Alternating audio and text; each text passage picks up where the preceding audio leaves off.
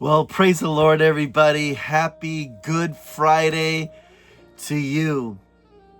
Wow, can you believe that we're nearing the end of Passion Week, that a lot of Christendom calls, or Holy Week? And so I pray that your hearts have been preparing for Easter service and the resurrection. You know, I just recently heard this story of a grandfather, his grandson, and a watch.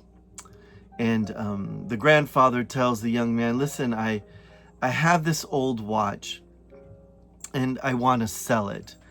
Go to the watch store and see how much they'll give you for it.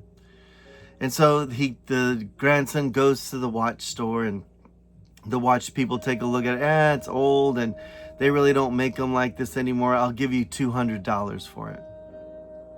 Well, the grandson says, well, okay, I don't know. I got to go check with my grandfather.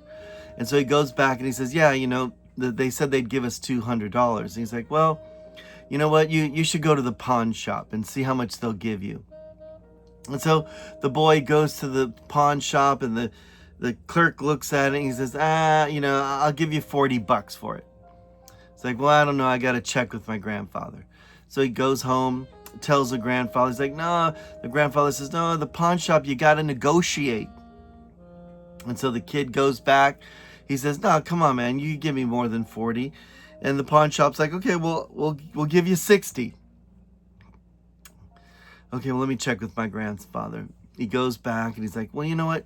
Take the watch to the museum and see what the museum says. And so he goes to the museum. He talks to the curator.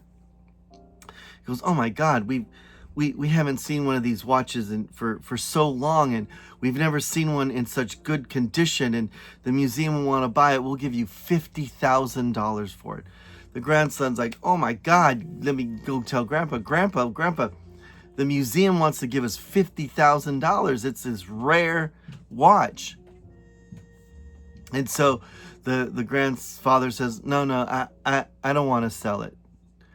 You don't want to sell it? Then why did you take this around? He says, I wanted you to learn that you're priceless. You're priceless. And there'll be people in your life that'll say that you don't have any value whatsoever, or you're not worth very much.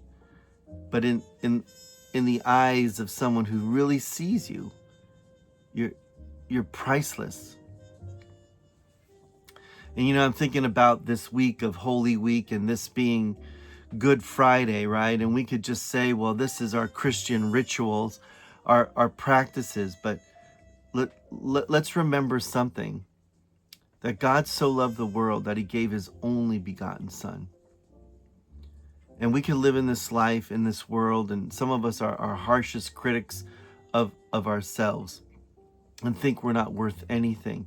And maybe we're in a destructive relationship, or maybe we use substances because we just don't think we're worthy or whatever. But you have to remember, that we are priceless, so valuable that God gave his only Son so that we could live. Romans 5:8 says, one of my favorite verses, it says, but God demonstrates his own love towards us in that while we were still sinners, right? We didn't even know him, didn't even care about him. Christ died for us. Beloved, you are priceless.